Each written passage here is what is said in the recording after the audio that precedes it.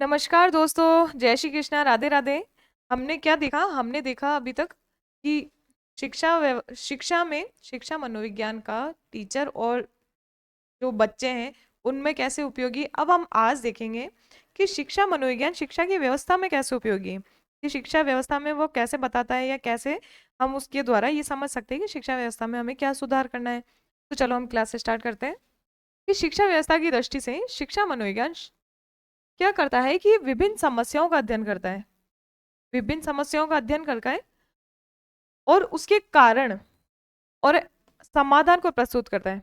देखो कैसे कि शिक्षा मनोविज्ञान से क्या होता है, जो जो हमारी टीचिंग की जो व्यवस्था है कि हम क्या पढ़ा रहे हैं, कैसा पढ़ा रहे हैं, बच्चे समझ पा रहे हैं, जो हम समझाना चाह रहे हैं वो बच्चे समझ पा रहे हैं कि नहीं समझ पा रहे, इन सभी जो भी समस्याएं आती है उन समस्याओं का क्या करता है, पहले पता करता है, फिर उन सभी समस्याओं का समाधान करता है। तो ये किसके द्वारा होता है? शिक्षा मनोविज्ञान के द्वारा होता है। तो हमारी शिक्षा व्यवस्था में भी शिक्षा मनोविज्ञान का बहुत बड़ा रोल है। ऐसे ही क्या है, जैसे कि शिक्षण उद्देश्यों की प्राप्ति में सहायक है। कि शिक्षण उद्देश्यों की प्राप्ति में कैसे सहायक है? टीचर या जो भी हम शिक्षण करा रहे हैं, जो हम सिखाना चाह रहे हैं, तो हम ये जानना चाहते हैं कि बच्चा वो सीख पा रहा है, कि जो हम उसको समझाना चाह रहे हैं वो क्या वो समझ पा रहा है। शिक्षण का उद्देश्य क्या है?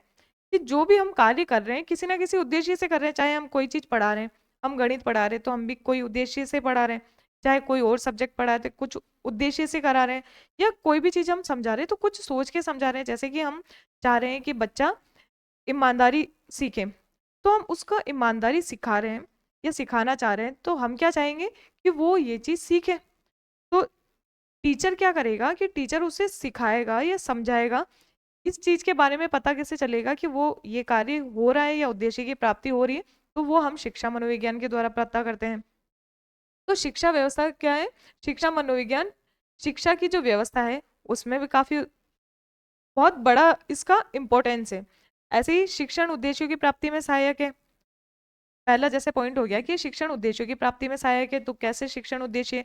कि जैसे हमने बताया कि अगर हमने जैसे बच्चों को सिखाया कि अगर आपको रास्ते में पैसे मिल जाए या कोई पर्स गिरा मिल जाए तो आप क्या करोगे, तो हम उन्हें सिखाना चाह रहे हैं, ईमानदारी सिखाना चाह रहे हैं। तो अब बच्चा वो चीज समझ पा रहा है तो उसके लिए क्या करेंगे, हम ऐसे एग्जाम्पल देंगे या ऐसी चीजें बताएंगे जो उसके दैनिक जीवन से जुड़ी हुई चीजें बताएंगे ताकि वो ये चीज सीख सके। तो इससे क्या होगा, शिक्षा का उद्देश्य प्राप्त होगा।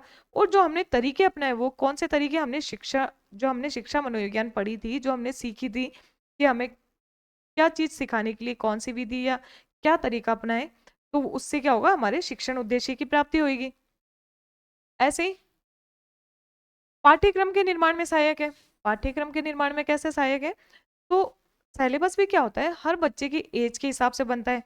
जो उसका सीखने का एज का क्या होता है, एज कैसे डिफाइन होती है कि बच्चा इस एज में इतना सीखने के लिए सक्षम है और इस और दूसरी एज में कि इतना सीखने के लिए सक्षम है। तो पाठ्यक्रम निर्माण में कैसे सहायक है शिक्षा मनोविज्ञान?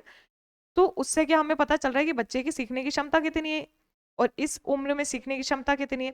जैसे छोटा बच्चा है, छोटी क्लास का बच्चा है, तो हम उसे एबीसीडी कैसे सिखाएंगे? हम एबीसीडी ए फॉर एप्पल दिखाएंगे कि ए फॉर क्या होता है, एप्पल। तो हम केवल सीधा स्पेलिंग नहीं सिखाएंगे कि ए फॉर एप्पल होता है APPLE। ऐसा नहीं करके हम क्या सिखाएंगे, उसको दिखाएंगे पहले कि ये क्या होता है, एप्पल होता है, ये एक फ्रूट है। बी फॉर बॉल, तो ये क्या है, बॉल है और ये बॉल ऐसी दिखती है। तो पहले क्या करेंगे, हम उसको कोई परिभाषाएं या कुछ ऐसा चीजें नहीं सिखाएंगे, हम उसे पहले दिखाएंगे, अच्छे से उसको उसके बारे में ज्ञान कराएंगे कि एप्पल होता क्या है, क्योंकि बच्चे को तो ये भी नहीं पता कि ये चीजें होती क्या है। तो उसको स्टेप बाय स्टेप सिखाने के लिए या पढ़ाने के लिए पाठ्यक्रम भी उस हिसाब से बनता है। ऐसा तो है नहीं कि भाई फर्स्ट क्लास में हम किसी को बच्चों को परिभाषाएं सिखाने लग जाएं। हम गिनती सिखाएंगे पहले, जैसे गणित पढ़ा रहे हैं तो हम सीधा उसको फॉर्मूले तो सिखाएंगे नहीं बच्चों को, हम पहले उसको गिनना सिखाएंगे, गिनती सिखाएंगे, जोड़ बाकी सिखाएंगे, फिर उसको जोड़ बाकी करना और बड़े थोड़ा बड़ा अगर क्वेश्चन आ जाए तो उससे कैसे सॉल्व करेंगे, फिर ऐसे करके स्टेप बाय स्टेप सिखाएंगे। तो ये क्या होती है, पाठ्यक्रम निर्माण में सहायक होता है मनोविज्ञान। अब ऐसे ही समय सारणी के निर्माण में सहायक, समय सारणी के निर्माण में कैसे सहायक है कि एक टाइम ऐसा होता है कि जैसे बच्चा सुबह सुबह आया तो सुबह सुबह उसका माइंड थोड़ा फ्रेश होता है, तो उसे हम थोड़ा ऐसे हार्ड सब्जेक्ट पढ़ा दें कि जिससे क्या होगा, अभी वो सीख लेगा अच्छे से। अगर हमने पहले उसे इजी पढ़ा दिया और बाद में जाते जाते थोड़ा, जैसे सुबह हमने उसे अगर खेल वाले या ऐसे कुछ एक्टिविटीज वाले हमने, जैसे ड्राइंग सिखाई या फिर गेम्स गेम्स कराया उसे, तो उससे वो पहले ही थक जाएगा। और बाद में क्या होगा, बाद में अगर हम मैथ्स या साइंस पढ़ा रहे हैं तो वो बच्चा समझ नहीं पाएगा। तो क्या होगा, जैसे सुबह आते ही बच्चों को मैथ साइंस ऐसे थोड़े हार्ड सब्जेक्ट पढ़ा दिए, फिर बाद में क्या किया, उनको ड्राइंग और गेम्स एक्टिविटीज वाले सब्जेक्ट पढ़ा दिए, उससे क्या होगा, उनका माइंड भी एक्टिव रहेगा और उनको इतना आलस भी नहीं आएगा करने में, और वो सीख भी जाएंगे। तो ऐसे शिक्षा मनोविज्ञान क्या कर रहा है, जो शिक्षा की व्यवस्था में कैसे उपयोगी है, हम ये चीज जान रहे हैं। अब नेक्स्ट कैसे उपयोगी है कि पाठ्य सहगामी क्रियाओं पर विशेष बल। पाठ्य सहगामी क्रियाएं क्या होती है कि जो भी हम दूसरी अदर एक्टिविटीज करते हैं, केवल पढ़ाई के अलावा और भी एक्टिविटीज होती है, जैसे कि कुछ गेम्स हो रहे हैं, या कोई भाषण प्रतियोगिता हो रही है, या न्यूज़पेपर पढ़ाया जा रहा है, या वाद विवाद हो रहा है, तो ये सारी एक्टिविटीज भी हमारे लिए ज़रूरी होती है। इससे क्या होगा, जैसे हर एक्टिविटी से बच्चा कुछ ना कुछ सीखेगा। जैसे जैसे भाषण किया जा रहा है तो वो उसका स्टेज का फोबिया दूर होगा, वो बोलना सीखेगा, बात करना सीखेगा। और जैसे ग्रुप एक्टिविटीज की जा रही है तो उससे वो क्या, समाज में रहना और खुद को खुद को सभी लोगों से कुछ अलग दिखाना, वो हर एक्टिविटी से, गेम्स से, उससे क्या होगा, गेम्स में कि वो थोड़ा अपने आप को एक्सप्रेस कर पाएगा, अपनी खुद की एक्टिविटी खुद को सीख पाएगा, खुद को समझ पाएगा कि वो किस चीज में थोड़ा और बेहतर है। तो ये क्या है कि उसको पाठ्य सहगामी क्रियाएं भी करानी जरूरी होती है, जिससे वो अलग अलग चीजें उसको सीखता है। केवल हम पढ़ा के बच्चों को हर चीज नहीं सीख सकते, तो कुछ और ऐसे एक्टिविटीज भी करानी जरूरी होती है ताकि उसका संपूर्ण विकास हो सके। ऐसे विद्यालय वातावरण को उपयुक्त बनाने में सहायक है। तो शिक्षा मनोविज्ञान क्या करता है, विद्यालय शिक्षा मनोविज्ञान का जिसको ज्ञान होता है वो क्या, विद्यालय के जो वातावरण है उसको भी उपयुक्त बनाएगा। जैसे कि कोई टीचर है, एक टीचर है जो थोड़ा स्ट्रिक्ट है, तो बच्चे उनसे आसानी से नहीं सीख पाते, और एक है जो थोड़े फ्रेंडली बिहेवियर है उनका, तो बच्चे उनसे आसानी से कुछ भी क्वेश्चन पूछ लेते हैं जो उनको समझ नहीं आ रहा और जो उनकी दिक्कत आ रही है। तो ऐसे क्या, ये विद्यालय का जो वातावरण है उसमें भी उपयोगी है। जैसे एक जो टीचर है जो बच्चों से प्यार से बात करते हैं, तो बच्चा क्या करता है, उनसे अच्छे से आराम से सीख पाता है या उनसे कुछ पूछ पाता है, उसको अपनी परेशानी बता पाता है। और एक बच्चा जो स्ट्रिक्ट है, एक टीचर जो स्ट्रिक्ट है, तो बच्चा उनके पास इतना जाता ही नहीं, उनसे जितना पढ़ाई से रिलेटेड भी बात करने में वो झिझकता है। तो इससे क्या होगा, इससे बच्चा बेहतर अगर वातावरण होगा तो बेहतरीन तरीके से वो सीख पाएगा और अपनी चीजें एक्सप्रेस कर पाएगा। ऐसे विद्यार्थी बालक शिक्षक संबंध, यानी टीचर का, और जो टीचर और जो बच्चे हैं उनका संबंध, रिलेशन कैसे, कि वही वाली बात कि भाई अगर टीचर फ्रेंडली है तो बच्चा अच्छे से समझ पाएगा या अच्छे से सीख पाएगा, उनसे अच्छे से कनेक्ट कर पाएगा, उनकी बातों से कनेक्ट कर पाएगा। और जैसे एक टीचर जो गुस्सा करते हैं, डांटते हैं, तो बच्चे उनसे दूर भागने की कोशिश करते हैं, उनकी ऐसा करते हैं, ऐसा सोचते हैं कि क्लास कब खत्म हो। एक जो टीचर जो बहुत फ्रेंडली है या हंसी मजाक करके या बच्चों से कनेक्ट करके इंटरेक्ट करके पढ़ाते हैं, तो बच्चों को उनके साथ भी पढ़ने में मजा आता है। वो चाहते हैं कि क्लास चलती जाए, दूसरी क्लास स्टार्ट ही ना हो। तो जो टीचर का जो बिहेवियर है, जो टीचर का व्यवहार है बच्चों को लेकर, उसका भी बहुत ज़्यादा इफेक्ट पड़ता है बच्चों के सीखने की क्रिया में। तो ये टीचर कैसे बिहेव कर रहा है वो भी सीख रहा है शिक्षा मनोविज्ञान के द्वारा। ऐसे शैक्षिक चिंतन की के नूतन आयाम, जो शिक्षा के जो नए नए तरीके हैं या नई जो सोच है उसको अपनाना शिक्षा मनोविज्ञान के द्वारा, कि जैसे पढ़ाने के नए तरीके अपनाए। पहले तो क्या होता था, पहले तो रटा के पढ़ाया जाता था या ऐसे ही एक तरीके से थ्योरी पढ़ा दी जाती थी। अब आजकल डायग्राम दिखाकर, फोटोज दिखाकर, या ऐसे कुछ तरीके अपना के जिससे क्या वो बच्चा जल्दी से उस चीज को सीख पाए, समझ पाए। एक तो हम लिखी हुई चीज को पढ़ रहे हैं और एक हम डायग्राम देख रहे हैं, तो हमारी वो इमेज इमेज क्या होती है, हमारे दिमाग में छप जाती है, तो उससे क्या होगा, जल्दी याद होगा। तो ये क्या, नए नए तरीके अपना के, जैसे मैप के द्वारा, वीडियो के द्वारा, ये नए नए तरीके अपना के जल्दी, नए नए आयाम अपना के बच्चों को और अच्छे से और बेहतर तरीके से समझाया जा सकता है। ऐसे व्यक्तित्व का संपूर्ण विकास, संपूर्ण विकास क्या होता है, संपूर्ण विकास जिसमें शारीरिक, मानसिक, भावात्मक, संवेगात्मक और भी इसी प्रकार के सारे विकास शामिल होते हैं। तो संपूर्ण विकास करने के लिए शिक्षा व्यवस्था को उसी प्रकार बेहतर करना होगा कि ताकि वह उसका संपूर्ण विकास हो सके। तो संपूर्ण विकास के लिए भी वही चीज़ है कि भई हमें ऐसे एक्टिविटीज़ करवानी पड़ेगी या ऐसे नए-नए क्रियाकलाप करने पड़ेंगे जिससे कि बच्चे का संपूर्ण विकास हो सके। केवल पढ़ाई के द्वारा संपूर्ण विकास होना मुमकिन नहीं होता।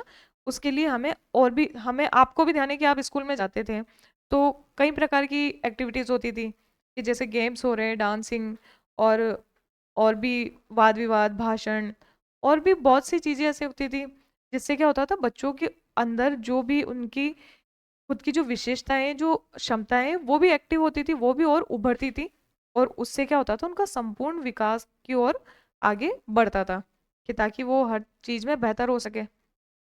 एक असामान्य बालकों में सुधार।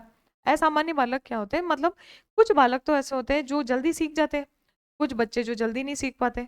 तो जो जल्दी नहीं सीख पा रहे, उनको कैसे सिखाएगा टीचर? उनको एक्स्ट्रा क्लास देके, थोड़ा और अच्छे से समझा के। तो उसके लिए क्या होगा, पहले वो बच्चों को समझेगा तभी उनको पता होगा कि ये जल्दी सीख पा रहा है या जल्दी नहीं सीख पा रहा। जैसे हमें भी ध्यान है कि हमारे स्कूल में एक्स्ट्रा क्लासेस लगती थी, कुछ बच्चों के लिए लगती थी, सभी के लिए नहीं लगती थी, या कुछ एक्स्ट्रा क्लासेस इसलिए लगती थी कि वो जो सिलेबस पूरा नहीं हो पा रहा वो पूरा हो सके, और जो कुछ ऐसी होती थी जो बच्चे पीछे रह रहे हैं, जो सीखने में थोड़े पीछे रह गए, उनको भी साथ लाने के लिए थोड़ी कुछ एक्स्ट्रा क्लास लेते थे जिससे कि वो जो पीछे रह गए उनको भी बराबर साथ में ला सके। तो ये क्या असामान्य बालकों के सुधार में भी सहायक है, यानी उनको किस तरीके से या एक्स्ट्रा टाइम देके या धीरे धीरे उनमें सुधार करना, उनके जो सीखने के तरीके हैं उनमें सुधार करना, ऐसी कुछ विधियां अपना के, ऐसे तरीके अपना के, ताकि वह भी अच्छे से सीख सके।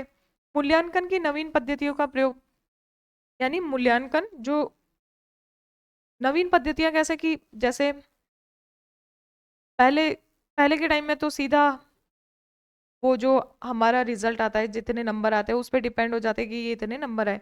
पर और नई नई विधियां, जैसे हम उनका उनसे पूछें, हमने पूछा कि आपको ये चीज पढ़ के कैसा लगा, या हमने उनका ओरल लिया, ओरल या और छोटे छोटे जो टेस्ट होते हैं ना बीच बीच में क्लास में, वो भी उनके मूल्यांकन में सहायक होते हैं। उससे क्या होता है, जो हम ये छोटे छोटे या कुछ उनसे बात करके या कुछ उनका उनके बारे में जान के, उनके बारे में समझ के जो हम मूल्यांकन करते हैं, उससे क्या होता है, हमें पता चलता है कि उस सीखने में क्या कमी रह रही है, उसको कैसे बेहतर करें, तो जिसके द्वारा बच्चे बेहतर तरीके से समझ सके और सीख सीख सके। तो उसके लिए क्या नई नई जो पद्धतियां हैं उनको अपनाया जाए। ये तो हमने क्या देखा कि जो शिक्षा मनोविज्ञान है वो शैक्षिक व्यवस्था में किस प्रकार उपयोगी है। अब हम देखते हैं कि अभिभावक की दृष्टि से ये कैसे उपयोगी है, कि टीचर के लिए ये जो शिक्षा मनोविज्ञान का ज्ञान होना क्यों उपयोगी है। देखो, ये बालकों की प्रकृति का ज्ञान, हर बालक अलग अलग होता है, हर बालक के सोचने की या रुचियां, हर चीज अलग होती है। जैसे एक बालक है, एक बच्चा है जिसे पढ़ाई में इंटरेस्ट है, और एक बच्चा है जिसे खेल में इंटरेस्ट है। तो जो पेरेंट्स होते हैं वो दोनों को एक प्रकार से ट्रीट नहीं कर सकते। जैसे एक बच्चा जो पढ़ाई में ज़्यादा इंटेलिजेंट है या पढ़ाई में ज़्यादा, उसको पढ़ना ज़्यादा पसंद है, तो वो ये नहीं बोल सकता कि यार कि भाई तुझे तो भागना नहीं आता है, तुझे खेलना नहीं आता, तू खेल में इतना कमजोर है। और एक जो खेल में ज्यादा अच्छा है और पढ़ने में कमजोर है, तो उसको ये भी नहीं बोल सकते कि भाई तुझे तो पढ़ना ही नहीं आता, तुझे तो ये नहीं आता। तो इससे क्या होगा, इससे उनकी जो क्षमता है वो दबेगी, ना कि बढ़ेगी। उसके लिए क्या होगा कि अगर बच्चे को ये ज्ञान होगा कि हर बच्चा अलग है, तो उसको अलग अलग क्षमता के द्वारा बढ़ाना होगा, उनको अलग अलग तरीके अपनाने होंगे। तो ये कब होगा, जब वो शिक्षा मनोविज्ञान का उसको ज्ञान होगा कि किस प्रकार कि हर बालक अलग है और हर बालक की क्षमता अलग है, उस हिसाब से उनको आगे बढ़ाया जाए। ऐसे ही बालक का विकास करने में सहायक, बालक का विकास कैसे, कि जैसे कोई बच्चा, उसको सिंगिंग का शौक है, तो टीचर क्या या अभिभावक क्या करेगा, पेरेंट्स क्या करेंगे, उनको सिंगिंग क्लास में डालेंगे, ताकि जो उनकी जो क्षमता है, जो उनके अंदर जो टैलेंट है, वो और उभर सके और उस वो चीज़ बेहतर हो सके। ऐसे ही कोई बच्चा है जो खेल में ज़्यादा इंटरेस्ट लेता है, तो उसको उसको जो गेम पसंद है या जिस गेम में उसको ज़्यादा इंटरेस्ट है उसकी ट्रेनिंग दे, ताकि वो उस चीज़ में बेहतर कर सके। तो उनके बालक का विकास पेरेंट्स से बहुत ज़्यादा जुड़ा होता है, क्योंकि पेरेंट्स ऐसा होता है कि हमें भी पता होता है कि जैसे कुछ चीज़ें कि हमें किसी और चीज़ में इंटरेस्ट था और हमारे पेरेंट्स ने वो चीज़ करनी नहीं दी, उससे क्या हुआ, हमारी वो इंटरेस्ट दब गया और हम पीछे रह गए। शायद हो सकता है कि हम उस चीज में बेहतर कर सकते होते। तो ये क्यों हुआ? क्योंकि अभिभावक को इस शिक्षा मनोविज्ञान का ज्ञान नहीं था, या जो वो बच्चों को समझ नहीं सकते थे कि बच्चा चाहता क्या है, और बच्चा को हम कैसे और बेहतर कर सकें, उसके विकास को और कैसे बेहतर कर सकें। गृह शिक्षा में सहायक, जैसे टीचर, जो पेरेंट्स हैं, बच्चा कोई जो होमवर्क जो स्कूल में देते हैं वो होमवर्क कर नहीं रहा, तो पेरेंट्स क्या होंगे, पेरेंट्स उसको डांटने के बजाय उसको समझे कि भाई वो क्यों नहीं कर रहा। या हो सकता है उसे ये चीज़ समझ ही नहीं आई हो इसलिए वो कर ही नहीं पा रहा, या हो सकता है उसकी कि अभी थकान हो या कुछ ऐसा रीज़न हो। तो उससे क्या होगा, उसका विकास बेहतर होगा। उसको अगर पेरेंट्स बच्चों को समझेंगे, समझ के उनको उस चीज़ को आगे बढ़ाएंगे, तो वो क्या उस चीज़ में और बेहतर कर पाएगा। जैसे पेरेंट्स ने समझा कि वो बच्चा जो है उनका, कि वो इस टॉपिक को या इस सब्जेक्ट को ढंग से समझ ही नहीं पाया, इसलिए वो होमवर्क नहीं कर पा रहा। तो तो पेरेंट्स क्या करेंगे, उसको ये चीज़ पढ़ाएंगे, उसको अच्छे से समझाएंगे, ताकि उसका विकास और बढ़ सके या उसका विकास हो सके। तो ये कैसे गृह शिक्षा में उपयोगी है, तो आप समझ गए होंगे। और बालकों के व्यवहार में सुधार, बालकों के व्यवहार में जैसे बच्चा गलत व्यवहार कर रहा है, जैसे झूठ बोल रहा है या चोरी कर रहा है, या ऐसे कुछ गलत कर रहा है जो समाज में रहने के लायक नहीं है, या ऐसी चीज जो गलत है, हमें पता है क्या सही है क्या गलत है, पेरेंट्स को पता होता है कि क्या सही है क्या गलत है, लेकिन उनको समझाने का या पढ़ाने का या सिखाने का तरीका ऐसा नहीं होता जिससे वो अच्छे से सीख पाए। तो उस तरीके को बेहतर करने के लिए वो शिक्षा मनोविज्ञान का ज्ञान होने पे पेरेंट्स बच्चे को समझ के उसको ऐसे तरीके से समझाए, या ऐसे एग्जाम्पल देखे, या ऐसे कुछ विधि अपना के जिससे वो ढंग से अपने आप को बेहतर कर सके, या जो उसके व्यवहार में जो गलत है उसको सुधार सके उसके व्यवहार को। तो ये क्या कब होगा, जब पेरेंट्स उस बच्चे को समझेगा, उसको समझाने का तरीका बदल के, उसको डांटने के बजाय उसको तरीका बदल के उसको समझाएगा या उसको सिखाएगा। ऐसे ही अपने आप को समझना, पेरेंट्स को खुद को समझना भी बहुत जरूरी है, कि वो ऐसा खुद को समझना, बच्चों के लिए बात कर रहे हैं हम, कि बच्चों को लेकर वो शायद ज़्यादा स्ट्रिक्ट तो नहीं है। पेरेंट्स को पता होना चाहिए कि वो शायद कुछ ज़्यादा स्ट्रिक्ट तो नहीं है, या ज़्यादा सॉफ्ट तो नहीं है। तो उनको इस चीज़ का बैलेंस बना के उनको खुद को ये चीज़ समझना होगा कि हम कहीं बच्चे पे ये चीज़ थोप तो नहीं रहे ज़बरदस्ती। कि एक बच्चा जो, जैसे 11th में हमें सब्जेक्ट चेंज करना होता है, और हमने ज़बरदस्ती उसको कोई और सब्जेक्ट थोप दिया कि नहीं तुम्हें तो साइंस ही लेना है, और उसे इंटरेस्ट ही नहीं हो। उसे हो सकता है कॉमर्स में इंटरेस्ट हो, या हो सकता है उसे मैथ में इंटरेस्ट हो, या किसी और सब्जेक्ट में इंटरेस्ट हो, और हमने ज़बरदस्ती थोप दिया, तो उसका विकास होने के बजाय और शायद हो सकता है रुक सकता है। क्योंकि जिस चीज़ में रुचि होगी वो कार्य बेहतर कर पाएगा।